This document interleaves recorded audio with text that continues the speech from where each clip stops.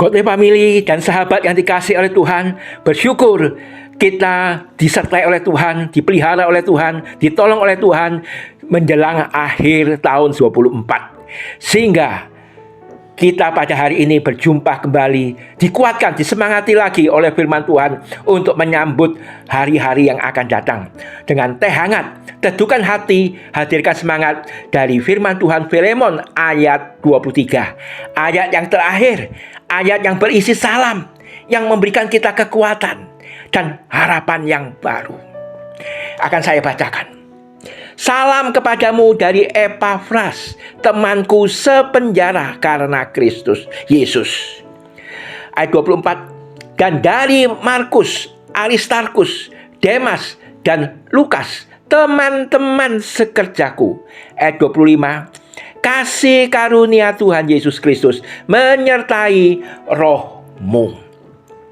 Penutup surat ini mengungkapkan salam dan solidaritas dengan fokus tetap pada Kristus, sumber kekuatan, kelegaan, kasih sayang, pertolongan, damai sejahtera yang selalu menyemangati kehidupan saudara dan saya, sebagaimana telah menyemangati Paulus dan kawan-kawan sekerja seperjuangan.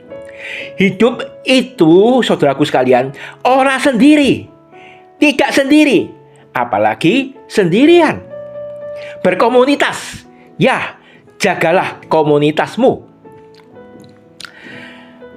Paulus menyebut di dalam salam tadi, sepenjara, teman-teman sekerja, yang bagi Paulus menjadi komunitas yang saling kompak, saling menguatkan, saling mendukung, saling menopang kehidupan, dan saling bekerja sama di dalam pelayanan.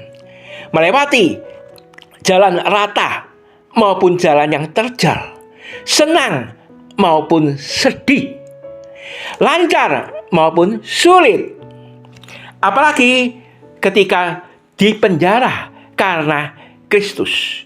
Bukan karena kejahatan, bukan karena kriminalitas, tetapi karena Kristus. Dan Paulus menyebut Epafras sebagai temanku sepenjara. Demikian juga teman-teman yang lain disebutnya teman-teman sekerjaku. Itulah komunitas bagi Paulus yang sangat penting. Sehingga di dalam hidup terang itu, mereka menjadi terang di tengah-tengah penjara, di mana kuasa Injil juga telah mempengaruhi, telah terdengar sampai kepada orang-orang di istana. Melalui pembenjaraan Paulus, Injil ternyata diberitakan semakin luas.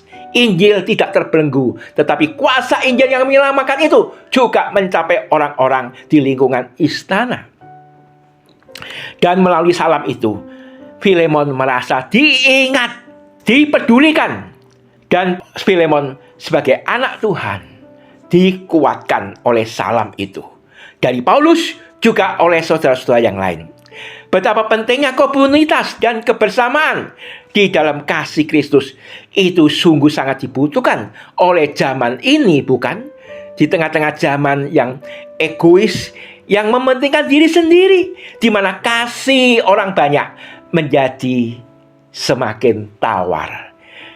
Kasih Injil menjadi hidup kasih Injil. Kita hidupi oleh anak-anak Tuhan menjadi terang, menerangi di tengah-tengah kegelapan.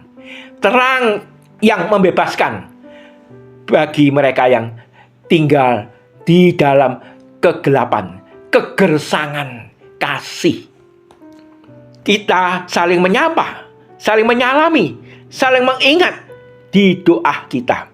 Betapa indahnya sebuah lagu, di doa ibuku namaku disebut. Demikian juga di doa saudara-saudaraku yang dikasih, namaku disebut.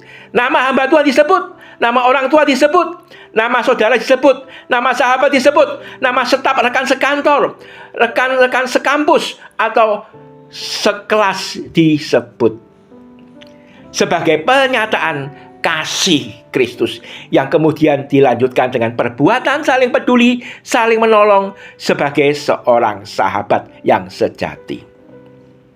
Siapakah nama-nama sahabatmu, nama-nama rekan sekantormu, nama-nama sekelayananmu, segerejamu, atau juga tetanggamu? Sebutkanlah itu.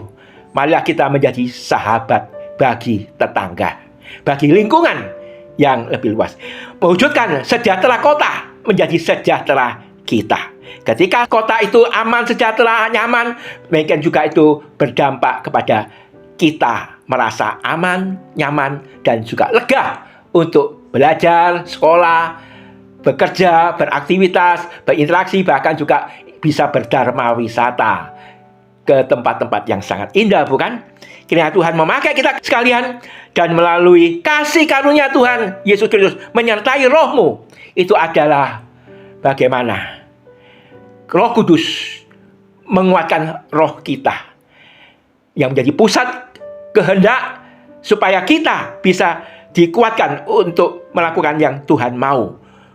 Karena Tuhan menyertai kita, menguatkan kita sekalian, sehingga kita bisa menggenapi rencana Allah dan menjadi kesaksian hidup kita di tengah-tengah masyarakat. Kita berdoa. Terima kasih ya Tuhan, betapa pentingnya kami membangun relasi menjadi komunitas, baik itu keluarga, di jemaat, bermasyarakat, dan kami ya Tuhan, kami juga selalu merasa diri kami dipedulikan, saling menguatkan, menolong satu sama lain, dan juga kami tidak sendirian, tetapi oleh kasih karunia Tuhan Yesus Kristus menguatkan roh kami, sehingga kami ya Tuhan mempunyai semangat selalu untuk menggenapi, mewujudkan yang Tuhan mau. Rencana Tuhan terjadi di dalam kehidupan kami, melimpahkan segala kebaikan, kebajikan, dan kebijakan yang menyentuh masyarakat di sekitar kami, dan mereka yang merasakan kebaikan, kebajikan, dan kebijakan itu memuliakan Bapa di surga. Tuhan memakai kami. Demi nama Tuhan Yesus kami berdoa. Amin. Selamat beraktivitas saudaraku sekalian, Godly Family yang dikasihi oleh Tuhan. Semangat selalu bersyukur dan selamat menyambut tahun yang akan datang.